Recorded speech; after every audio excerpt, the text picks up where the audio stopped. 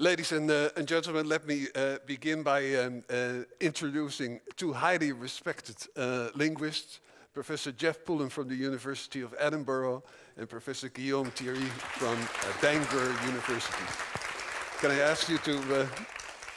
the question that the organizers have formulated is one that is interesting, namely, does learning a new language change the way we think? Now, I mean, this is a strong statement. I mean, if you would answer that question in the affirmative. I mean, and it all goes back to the old Sapir-Whorf hypothesis about some relationship between language and thinking.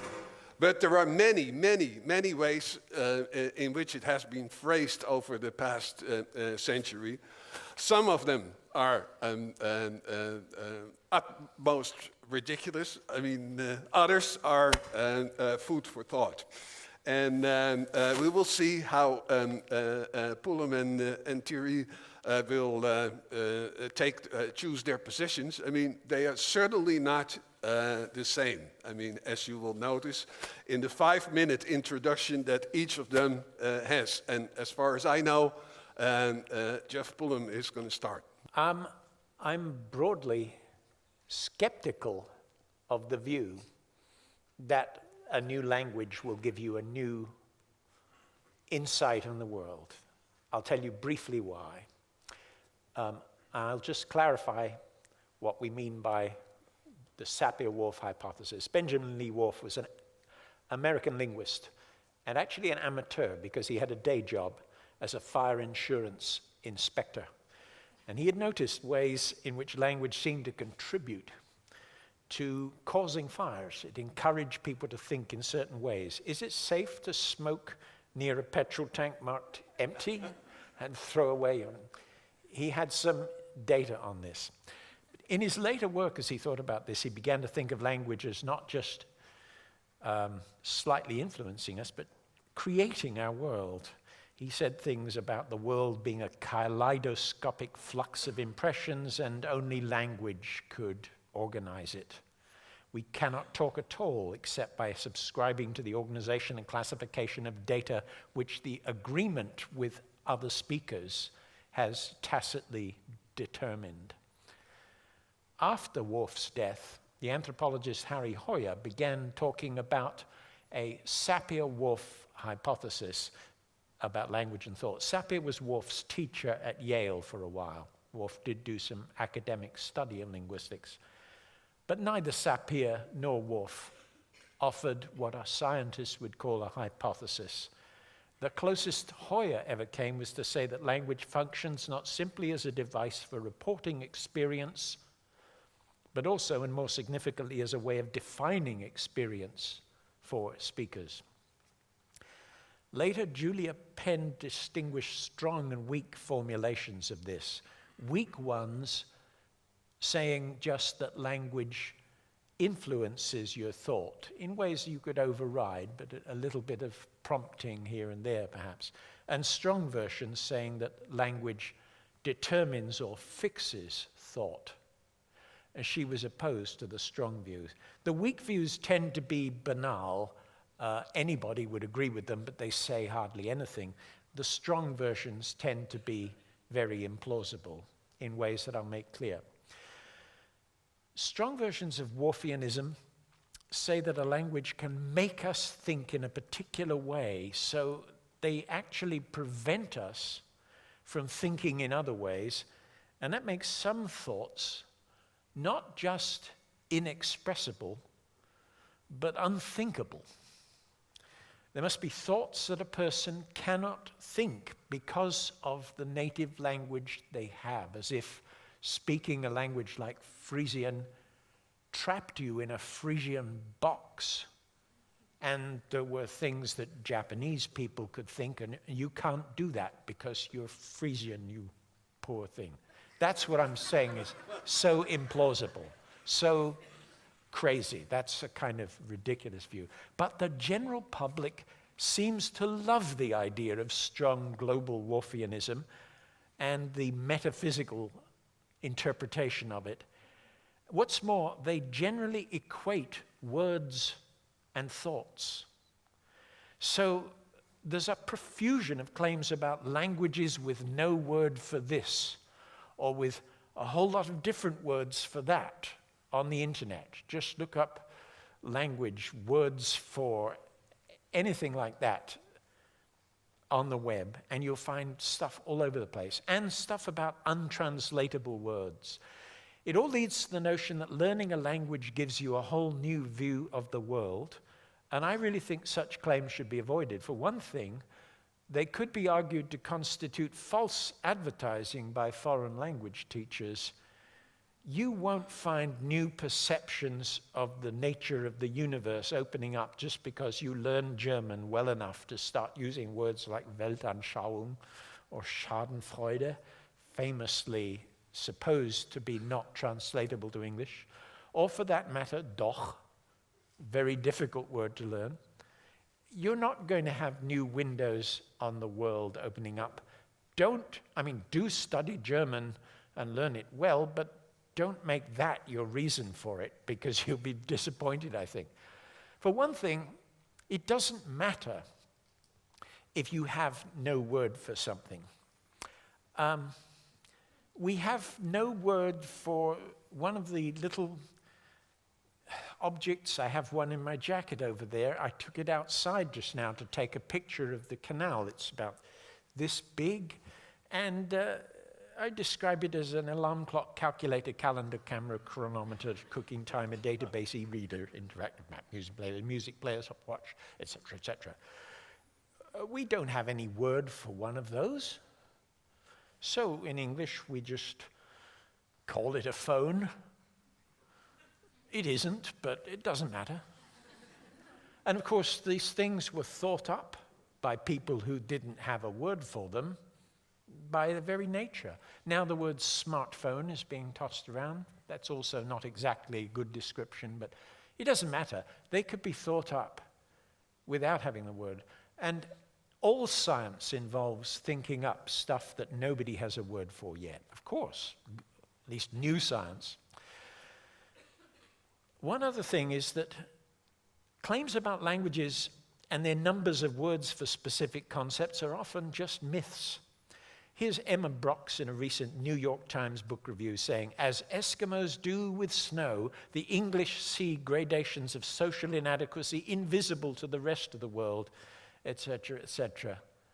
Well, the Eskimos, the Inuit and Yupik peoples of the Arctic, don't have huge numbers of words for snow, and they don't see snow varieties that we cannot see. The various varieties of snow that do have names in Eskimo languages, you'd see the difference as well. Snow that has had rainfall on it and then refrozen gets a sort of pockmarked appearance, rather like the scales of a herring. And there is at least one Eskimoan language that has a word for that, kavisik. And that turns out to be basically the word for herring. So they call it herring snow. You could call it that too. It's just a myth that the Eskimos have a fabulous snow vocabulary that makes them see things you can't see. I'm quite sure of that. In any case, it would imply very little about cultural perception if some language did have large numbers of words for something. Some languages do. English has an astonishing number of words for fools. In a good synonym dictionary, you can find 20, 30, 40, I don't know how many. I think 50 I once counted. There's a few of them. But it implies no great interest in fools. I speak this language natively, and I don't like fools at all. I have no interest in them. They are boring. I stay away from them. But I know all these words. It doesn't give me some greater perception of what fools are like. I don't know why they're like why they are, and I couldn't care less. Moreover, great interest doesn't call for prolific vocabulary. So this is going in the other direction. If you are deeply interested in something, you don't need tons of different words for it. One will do. Periphrasis is not the same as ineffability. That is, the fact that you need a phrasal expression for some concept, you use several words to pick it out, is not the same as saying it's impossible to talk about, of course. Hundreds of discussions on the web refer to words that are so enmeshed in their native culture but that there's no perfect translation for them. They talk about the Dutch word gezellig a lot in that class, of just no translation to English. Well, of course there is, but you may need a phrase about homely hospitality of a particular familial kind. You haven't got one word for it, but so what? We use multi-word phrases all the time. In any case, the strong global versions of Whorfianism that imply untranslatability are basically incoherent. They're paradoxical. If untranslatability were true, if it really were true that gezellig in Dutch just can't be translated into my language, it would be impossible to show it, especially to me. Because if X1 is not the right translation of Y, you have to show some better translation, X2, that does it better and is closer to the truth. If there is no X2, how would you prove to anybody that X1 is not good enough? You see the problem? If it were true, you couldn't explain to anyone that it was. That's pretty weird philosophically. It's a view that Barbara Scholz worked out. You can find it discussed in the article on philosophy of linguistics in the Stanford Encyclopedia of Philosophy, which is online. So, I'll just conclude. Weak Whorfian views are contentless. Strong global ones are unsupported or incoherent. That's the problem. Certainly neither yields a testable scientific hypothesis. Now, I'm not saying nobody could, but to derive a scientific hypothesis from Whorf's ideas and maybe show that speaking some particular language might influence your performance on some task, that would call for quite a lot of work clarifying the position, and it would narrow things down quite a lot. But the very general view that if you learn Japanese, you'll have a new Japanese view on the universe, I don't think so. Don't be too hopeful anyway, because it'll take you a long time to learn a difficult language like Japanese, and I don't think that's what you'll get out of it. Do it anyway, it will be wonderful. There are all sorts of reasons for learning a language. I just think that this might not be one of them. Thank you very much. Very impressive introduction. Thank you very much for laying the background of this debate, Jeff. So what I'm going to do is, rather than just fall into a complete oblivion and scream and run around on Steam, because the evidence, the claim put forward by Jeff are very convincing and very clear. I would like to start by showing you a video, and I will comment it. And then I will talk about what I've been doing in my research that tends to modulate the claim, hopefully, that made by Jeff previously. So if you want to watch this video. Right, so the point I'm trying to make here is that I'm not trying to claim, by showing you this video, that after hearing the word Cerulean, suddenly you can see the difference between the two belts. Of course you could. If you look carefully, you can see that these two belts are not the same color. This is not the question. The question is not whether the word cerulean suddenly brings into existence a new color or something that you couldn't see before with your eyes. Perception is able to distinguish, you're all able to distinguish between the two blues if you look carefully. The interest here, the key question is whether mentioning the word cerulean has suddenly brought into your attention the fact that these two colors are radically different. In fact, they are so different that, as put beautifully by Meryl Streep in this film, this has had millions of dollars implication for the industry, because this color was the one that was sought from the moment where it was put into the spotlight. And one way of putting things into the spotlight is using language. In fact, by just saying the word cerulean, suddenly this difference becomes more evident. I'm not claiming it wasn't there. it was there, obviously, you know. And for those who didn't know the word, you probably knew the word, but the idea is that there is a marked difference between turquoise, for example, as a shade of blue, and cerulean. Once that distinction has been put into the open by using language, the difference becomes salient enough that you're going to bring your attention to it. And from that point on, your whole cognitive system is geared towards that distinction. Suddenly, this difference matters. And that is the point I'm trying to convey today, is that I'm not going to try and claim that language and thought are to be equated. In fact, the strong version of the Worthian hypothesis, as Jeff has put it before, is untenable. In fact, it's an aberration. We all know that thought exists without language, for instance. Animals think. Is there anyone in the room that thinks that animals don't think? Can you put your hand up? There's harmful evidence, massive evidence that animals can think. And it's been shown in many species, down to insects and octopus, going through to lower mammals. How could they think if thought was to be equated with language in any valuable way? This is not the case. Language and thought are not to be equated. But what I'm trying to argue now, and I'm going to argue stronger and stronger about this, is that there is a very strong connection between the two, and that they influence each other.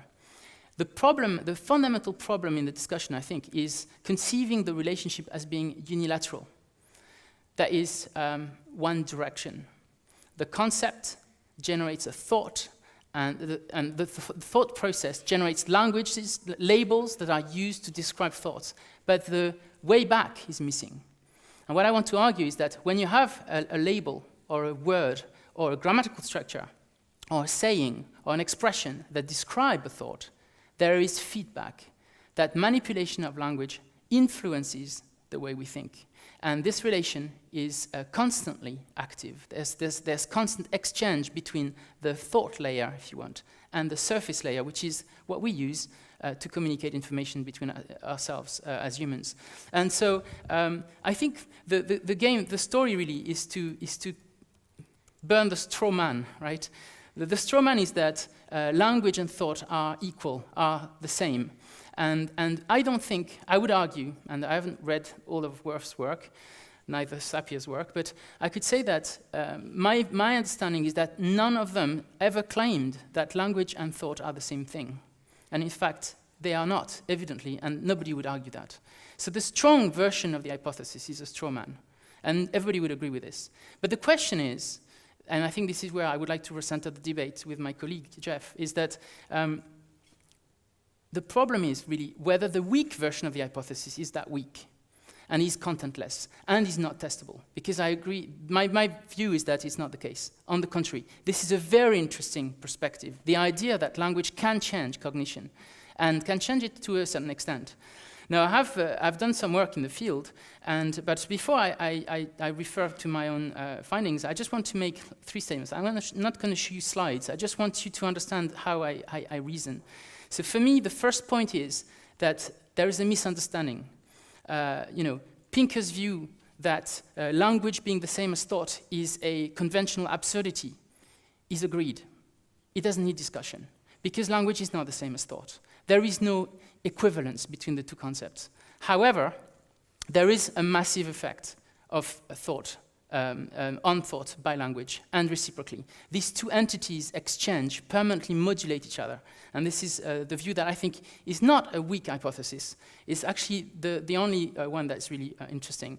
Now, there is a lot of work, experimental work, and Jeff alluded to the difficulty of testing this. And of course, the only terrain, the only field on which you can test that hypothesis is by looking at non-verbal modulation of thinking based on language distinctions. And there is a fantastic corpus of work by people like Gary Lupien, or there are others that I won't cite too many people, but I can give you an example of Gary Lupien's work, which I think is very convincing on that front. In a paper that was just published recently, for example, he showed that by virtue of giving the label of an object that's about to come up in a visual stream presented very, very fast in competition to the two eyes, the probability of seeing that object in the stream increases dramatically and significantly. Now, how is it that something that you could not perceive without having the label ahead of time becomes perceivable? Now, of course, you can imagine that the experiment is very well controlled. That is, that there are lots of trials where the object is not there and it's not reported, trials in which the object is there and is reported correctly. And the probability of hit rates, the capacity to extract that object accurately, depends on seeing the labels before. Now, how can you explain the fact that the language, just language being presented, which has no relationship to the probability of occurrence of an object, makes you more aware of that object coming up? In other words, this is an effect of language on very low-level awareness. Now, the only explanation for this is that very elementary processes in cognition, human cognition, are influenced by language. And in fact, it makes sense in terms of how the brain works. Now, my own work now looks at much earlier sort of stages of processing, which deal with perception. In perception, if, for example, you take you consider Greek native speakers of Greek, am I over time? I am. Fine. You're now 10 minutes. Okay, fine. I'll stop there. It's fine. I can. But you can elucidate afterwards, yeah, fine, right? no I mean, there will be more occasions. I think I made my point. Yeah, that's fine. Okay, so one thing is very clear. I mean, there is a difference about the status of the weak version of the view, right? I mean, I think there's a difference between us about what the strong version says, because to say that language and thought are simply the same thing is not what I understood the strong version to say. What it says is that the language that you speak can shape your thoughts irrevocably and make them be a certain way, and can make things impossible for you to think. A determination in one direction. As I understand the Strong-Wolf hypothesis, it's that your native language can determine things about what it is possible for you to think. That is not the same as saying that language and thought are the same. Let's agree that animals think and you think, but imagine the possibility that because you speak a particular language, might be Chinese here and Dutch there and German there, certain thoughts are impossible for you, though other speakers of languages can have them. That's different. Yeah, I would argue that Worf never made that claim, actually. I would be prepared to argue. Well, Worf never seems to have made a definite claim that we can put our fingers on and think about testing at all. His work, when you reread it after thinking scientifically about language for some time, seems very airy and mystical. Indeed, he was a mystic. He was interested in the theosophical ideas of Madame Blavatsky around the turn of the century. He was interested in spiritualism, ghosts, contacting spirits from the other side. So he had some pretty weird ideas, and they weren't really scientific. That's why it's a rather a pity that the term Sapir-Whorf hypothesis emerged in the 1950s and was still being talked about through the 1970s. Whatever hypotheses we construct, they should receive some other name. It hadn't occurred to me before, but you know, you could talk about the cerulean kind of experiment, that sort of thing. Yes, there may be some content there. So, though it doesn't seem to me anything like what we were led to expect, namely language shaping thought and perception. What you have suggested is that in certain tasks, the behavioral fact of your having had a certain word as a prompt in the very recent past can affect another behavioral fact, that you've got a heightened ability to perceive a certain shape. I can well believe that, but that doesn't seem like... This is not a weak effect. That is a very significant... It means that language has direct access to high-level representations in cognition that are non-verbal by essence. And I have, of course, other... that's what I was trying to continue to, but it's actually better placed here. But Guillaume, does it mean that Jeff's would be, in fact, a weak view in your system, right? I mean, In fact, no. Well, weak theoretically, weak scientifically, yes. But I Yeah. mean, I think this is a straw man. and I therefore think interesting. the shame really in that distinction is that the weak versus strong views have been generated after Worth's time, and I think the views of Worth are actually indeed somewhere in the middle. But I think that it's not a weak effect. Even the weak version of the hypothesis is a very interesting one to consider, because the effects have got Okay. ramifications down to every single level of cognition, including elementary perception. Okay. So the evidence that I have from my own lab, for example, is that Greek participants will see differences between light blue and dark blue as more salient at the level of vision, and very low level. We measure brain activity directly on the scalp, and this brain activity can show us that the difference between light blue and dark blue in Greek participants is twice as wide in amplitude and strength as it is in English monolinguals or natives.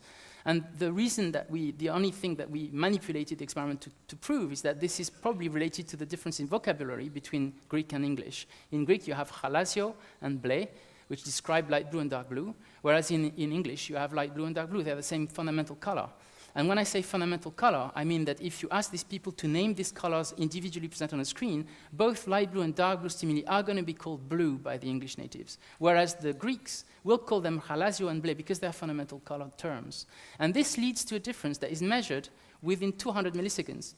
That is a fifth of a second by the brain. And that has to be a very early perceptual process. So the visual system is responding differently, and that somehow corroborates what labels tell us. This is not, it's not just a phenomenon that you can just, I think, sweep away. No, I'm well prepared to believe that this is the case, that if you happen to be a speaker of a language that has one word for light blue and another word for dark blue, it's as if you've got several decades of practice at making that distinction for another reason. And if you are now put into a factory where you have to separate light, God forbid you should have such a dull job, but you have to separate light blue things from dark blue things, and that's your job all day. If you're a Greek immigrant, you might work better and faster at it. And if you're on piecework, you might earn more because of your language. There, at least, we have a specific hypothesis about a particular lexical contrast facilitating you on a task that is, of course, somewhat closely related to the very distinction. I can well believe that that's true. I'm not saying you don't have that result. That result is actually cited in the Philosophy of Linguistics article, the section that Barbara Scholz wrote on this topic. But I think it's a very long way away from saying that your language in any general terms will give you a certain insight on the world or shape your perceptions. It's just that the many years of practice with a language that makes a certain distinction lexically will very slightly speed you up on drawing that distinction non-linguistically as well. Perfectly plausible that would be so. Except that if you look at the history of these Greek natives spending time in the UK, they're all bilinguals and they are learning English. If we split them into two groups, the people who've stayed for a short time in the UK show the effect massively, but those who spend already 48 months in the UK start losing that effect and look like the English. And that becomes more interesting because, of course, the difficulty will be to disentangle, which arguably is impossible, the cultural input and the language input. But they're using now the term blue to describe these two colors on a regular basis whenever they are faced with them. And the question is, does that have an effect on their ability to perceive the difference at a perceptual level? I would just like to note that we've also replicated this result with object categories, which is more difficult to argue as being a sort of, a faint difference at the perceptual level. So we looked at English natives looking at mugs and cups. You could actually argue that a mug can be called a cup in English. It's not shocking. You can have a cup of tea and it's a mug. But I can assure you that if you give an actual cup, like a proper small coffee cup, to a British speaker and you call that a mug, they're going to have a bit of a startled response. Yes, that's true. As for Spanish speakers, they are going to use taza as the descriptor for both objects. They are absolutely got the same label. They're not distinguishable in the vocabulary. They have the same name. And when we replicated this experiment with the blues in Greeks, with Spanish and English native speakers, looking at their perception differences, their perceptual pattern differences between cups and mugs, we could find reliably differences in the English natives, but there was no difference in the Spanish. And exactly as we would predict. Now, it seems to show that at some level, the fundamental categorization deep down in the visual system fails to distinguish these two categories because you have the same label for the two objects. So that is, for us, strong evidence that elementary conceptual steps are shaped by language. And I don't think this is just, a small thing. I think it has ramifications. And of course, we're only talking about words. What about grammatical constructs? What about idioms? What about expressions? And expressions go very far, because sometimes their meaning is the same between languages, and everything is different. The words, the grammar, the object considered as an idiom will change completely. And so I think that might have some implications. Of course, we don't know that for sure because we haven't tested that yet, but it's a possibility. Yes, but you're actually predicting that an English speaker who went away to live in Spain and began speaking Spanish every day for years and years would slowly slow down on the mug versus cup distinction test. They would get Not worse. slow down, but consider them as much more similar from a categorical point of view. Well, is the claim about rapidity of making the judgment? It's not a which claim is about which? speed. The speed is here to indicate that it cannot be just a simple language effect. Because at 200 milliseconds from other studies, we know that a fifth of a second is not enough for the brain to retrieve the word label. We just know that at this point, it's purely non-verbal processing. So it's not a question about speed. It's a question of ability to see the difference. The Spanish don't seem to actually categorize these two objects as being different at some elementary level. Okay. The differences occur later, of That course. might be because they have not learned the concept, the crucial British concept of the mug. They have not yet formed the idea that there are such things as mugs. I mean, this is the strongest Worfian claim I've ever heard. This is very, very strong claim. Are you trying to argue It's- that the Spanish don't know this what a is mug is? This is a claim about the fact that you need to form a concept before there's any use you're having a word for it. I can assure you that Spanish people have got mugs. I mean, they're quite common in Spain, but they are not distinguished by a different label. That's the point. And they can see the difference between the two objects. Don't get me wrong here. They can perfectly see the difference. The important thing is that during a very early phase of processing, they consider these two objects as similar or undistinguishable by brain activity, whereas the English clearly show the difference. Yeah. And I think that points to a deep perceptual process that is under the dependence or in relationship with the language system. I mean, it's an argument for language, cognition, full interactivity. The relationship is not unilateral, it is bilateral. It goes both ways. Okay. Yeah. That is certainly interesting, but I would like to make one more observation. One more, and then about, I would like to touch about how another far subject. that is away from what Worf was talking about. Everybody seems to overlook the fact that in Worf's own work, when he talked about these issues, he was mainly concerned with the idea that the grammatical system of your language shaped your thinking. There's much more talk about the grammar system, in particular the contrast between Hopi and American Indian language and English, than about this stuff, which always seems to be about labeling things with nouns. Categorization of objects in the world is what psychologists always work on, perhaps because that at least you can get to grips with, and the grammatical structure informs the way you look at stuff is much, much harder to get an experimental handle on. But that is what Worf was suggesting, that when you've learned a language with a certain grammatical system, your whole perception of the universe is shifted slightly by it. That's what he seemed to be suggesting. And that's what I continue to think is not plausible enough that it should ever have been called a hypothesis. So I completely agree that this is the versions that I'm putting forward here are atomistic views of the Worfian hypothesis if we consider it a middle ground one. I'm not saying, we have in experimental science, we have to be extremely thorough. We can only allow highly controlled designs that will, for sure, the result will be interpretable without any ambiguity. But you're absolutely correct that to test things at the grammatical level, at the discourse level, at the pragmatics level, good luck to us. I mean, the experimental designs that are required are vastly more complex. But it's the beginning of the crusade. So. Okay. Jeff brought up the question of words, which are not necessarily thought. And also, I mean, the way some words are translatable or not in another language. I mean, from the Frisian perspective, that is interesting, of course, because we are in the only multilingual province here in the Netherlands. But there is a philosophical tradition that deals with indeterminacy of the translation. And I always wondered, I mean, Quine is obviously associated with that tradition, and I always wondered whether the philosophical positions on indeterminacy of translation have anything to do with the Sapir-Whorf debate. I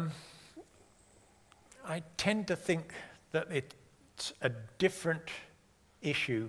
Always, the indeterminacy of translation is Willard van Orman Quine's idea that it's not just difficult to find out what a speaker of another language means by a certain word, like whether gavagai actually means rabbit, but it's actually undetermined. There is no answer to that question, since given no constraints on the universe and what languages are like, there are all sorts of other things that it could mean, and you wouldn't be able to tell the difference. His claim was that there is no answer. You see, gavagai might not mean rabbit. It might mean collection of rabbit parts that have not been detached from each other. That's a very different matter, metaphysically. It's totally different. It might even mean, he suggested at one point, if all your evidence consisted of a native pointing to things and saying gavagai, if there was a little tiny fly that always hung around near rabbits, and you hadn't noticed it, you might think that he was always pointing to the rabbit, but really he was pointing to the fly. So he would mean by gavagai, rabbit fly in its usual habitat, i.e. near one of those mammals. It's not just that it would be hard to tell, you might be able to tie it down, but it would be tricky to do the field work, the sort of question that would be a Dan Everett question.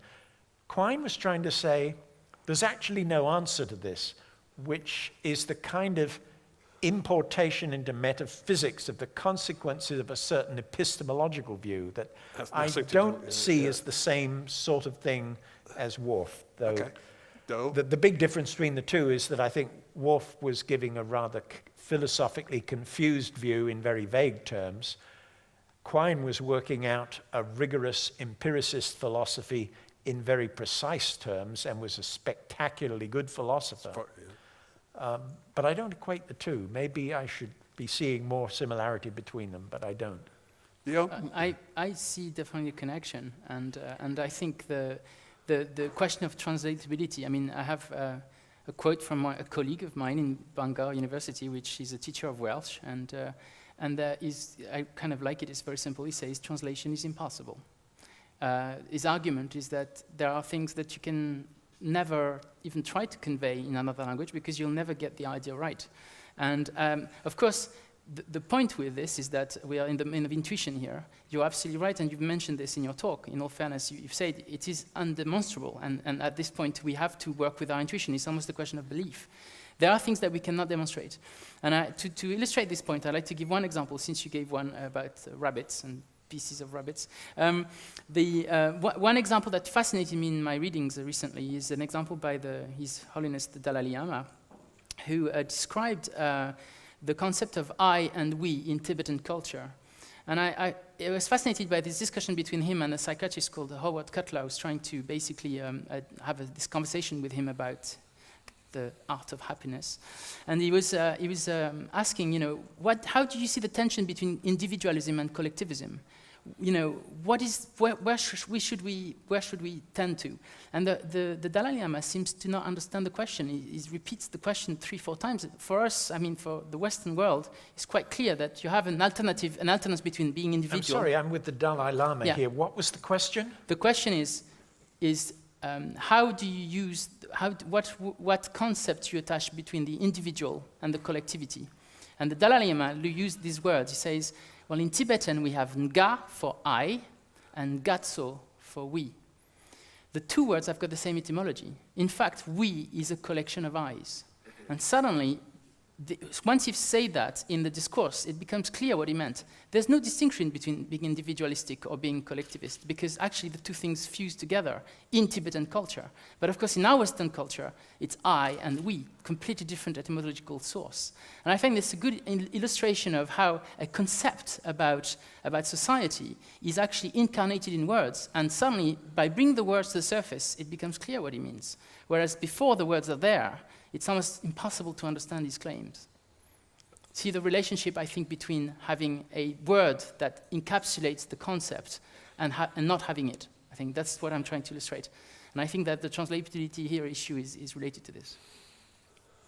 All right, one more thing that I find interesting. I mean, anyone interested in the history of science will have noticed that, I mean, at certain moments in history when there are big breakthroughs, scientists resort to a new system, a new language actually, a new vocabulary and a new language. Obviously, because they want to make progress. The calculus was one of them. I mean, Frege's logical language was one of them, etc. I mean, there are abundant examples, and they all seem to show that there is possibly no connection whatsoever between language and thought. Yes, that's related to the observation that any decent new science comes up with concepts that previously we didn't have a word for. I'm not so sure that new languages are invented. It's just that new nouns are eventually needed. I wish people were not so ready to equate a human language, and that's a very complex grammatical system, with a big bag of words. In fact, for a lot of people, a big bag of nouns and nothing else. That completely overlooks the question of structure, which is the very thing that all linguists are most interested in. It makes it very hard for linguists to discuss language with the general public. If a typical view of the general public is that a language is a huge collection of labels for things, and the linguist's view is that it's a highly articulated structure system for expressing propositions. These are so far apart that you need a month of preliminary classes before the first conversation about language can really take place. Very difficult. But the issue that intervenes, of course, is also the issue about what meaning do the professionals give to words, right? I mean, when you're talking about infinity in a natural language, it's different from talking about infinity in a mathematical context. New technical senses of words you've already got are developed and carefully defined. But I think this is a very interesting question, because acquiring new nouns is everybody is able to do this, whatever their language, and you can acquire words from other languages very easily. It's just a question of having the definition or some kind of notional concept about them. But the problem, as you illustrated, is that things happen at very different levels when we talk about grammar, about interactions between phonology and semantics, between much more complex forms of language.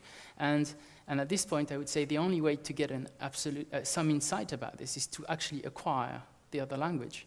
It's not enough to consider always things at the level of words, because words can be acquired by anyone. And again, you don't need to be a speaker of another language. So the key question here is at what level do you become aware there is another system of thinking, potentially, or a system of thinking that is influenced by language, without acquiring fully a second language? Okay. All right. Do you mind if we involve the audience? One issue that hasn't been addressed is the direction of causality. So anytime that you say that language affects culture, it's equally possible that it's culture affecting language, Yes. which is a different matter. take for example kinship terms. So if you're in a culture that has parallel cousins, such as most European cultures, as opposed to cross cousins, such as many cultures of South America, parallel cousins and cross cousins have very different cultural significance. You cannot marry parallel cousins, but you try to marry cross cousins. So just the terminology affects your relationship to the people, because one is a possible marriage partner and the other is not. But to give an example of how culture can be independent of that, in Piraha, an Amazonian language, there is a very simple kinship system that doesn't distinguish between brothers and sisters and anybody else of the same generation. And yet incest is avoided in the culture, even though they have no word to distinguish the people that they can't marry.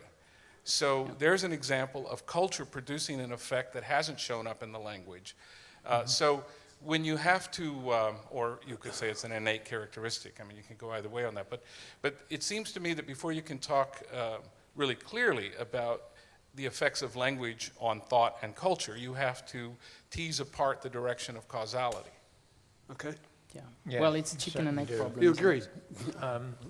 Yes, I would agree with that. It's an, you to a good book on the subject that I'll avoid. yeah, don't do that. Okay, Robert Philipson here. I'd like to give you a very concrete example. Most of the legislation being introduced in the 28 member states of the European Union has been agreed on at the European level before it's implemented nationally. And then it is implemented in 24 official languages of the European Union, where everything is supposed to have the same meaning. And we all know that even words like politics and policy may have one term in some languages. Language, dialect, union, integration, all of them in fact mean something very varying in each of the 24 languages, in fact. How do both of you relate to the complexity of the fact that we are deeply involved in this process on a very everyday basis?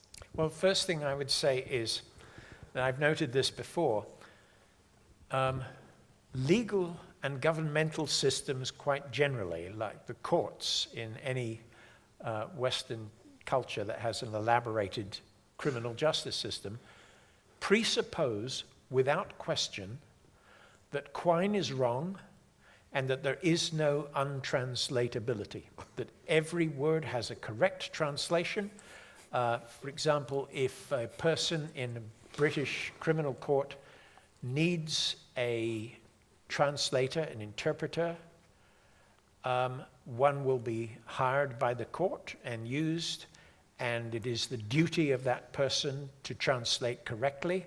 And it's simply presupposed by the court system that that will be possible, can be done. And this is a And great failure, isn't And it? what I have been struck, you do get failures, but you get failures in every respect in legal systems.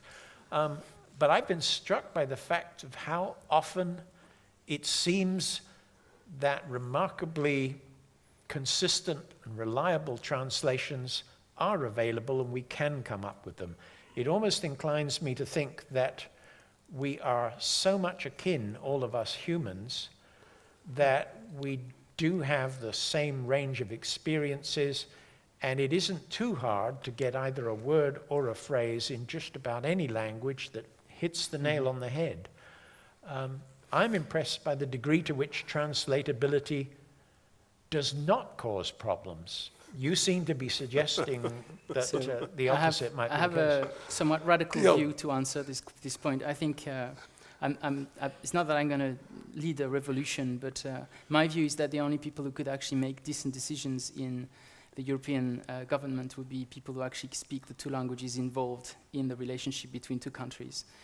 Because if you base all your exchanges on translation, you're going to have the lost in translation phenomenon occurring regularly, posing huge problems of communication and actually synchrony in the decision process. But more importantly, I'd like to put a question to Jeff, effectively.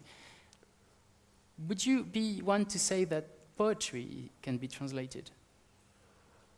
I think that introduction of the notion of creative art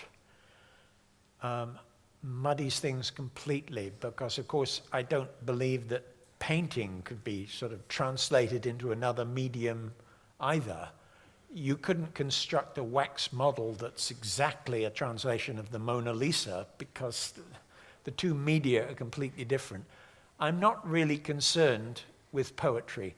It has its effects on numerous levels at the same time, and I'm perfectly prepared to accept that the exact effect that a poem has on the speaker of language A is not the effect that it will have on a different person who speaks language B and is reading a translation of that poem. Isn't that linguistic relativity? Incarnated, really. Not really, no.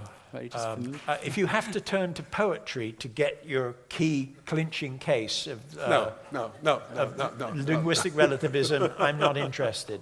And that brings in aesthetics. way That's too it. So I want to take us back to our factory where we're sorting dark blue and light blue objects from each other, and I'm going to make it a bit worse. It's not Greek immigrants in the UK. We're going to have child labour, and we're going to have a group of English monolingual children and Greek English bilingual children. And what would your prediction be, Guillaume? Are the Greek English bilingual children maybe going to be better at sorting these things quicker if they acquire the two words earlier in Greek than the monolingual children? I'd wonder what your ideas are more generally about. Well, there is evidence. Simultaneous There is acquisition. I mean, I can't answer for this precise case because that will need to be demonstrated. But I can assure you that there is ample evidence in the behavioral literature showing that there are effects of language, of labels, at every level of cognition. Perception, I've shown you some examples today, but there are other levels: attention, working memory. All sorts of detection, awareness, capacity to identify in the stream of stimuli. These effects have been singled out in non-verbal tasks that don't require any language to be performed, and systematically language cues, language labels improve and get you better at doing things. In fields where language is not involved at all normally, these are tasks that don't require language. So I would predict that yes. But the problem is that, of course, in that particular case, the effect is perhaps too subtle or too repetitive, or the contrast too wide to be actually seen behaviorally. So it would have to be tested, which I don't think you will get ethics for.